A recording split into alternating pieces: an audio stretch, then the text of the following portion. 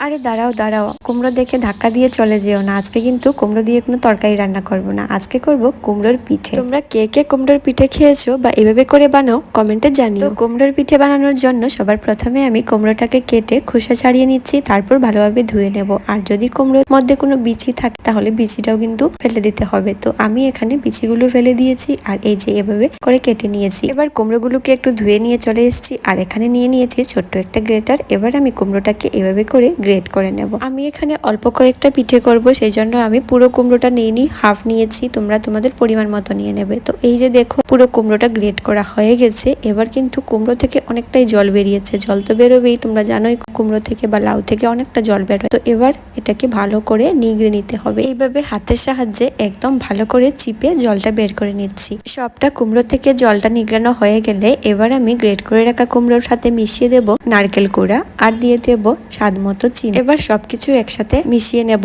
এখানে কিন্তু খুবই আলতো হাতে মেশাতে হবে, একদম চেপে চেপে মেশালে তখন কিন্তু কুমড়ো থেকে আবারও জল বেরোবে। আর এটা মেখে নেওয়ার পর কিন্তু সাথে সাথেই পিঠেটা করে নিতে হবে, কারণ মেখে যদি আবার কিছুক্ষণ রেখে দেওয়া হয় তখন কিন্তু কুমড়ো থেকে আবার জল বেরিয়ে যাবে। এবার এই প্লেটেরই একটা সাইডে আমি নিয়ে নিচ্ছি 2 চামচ মতো ময়দা।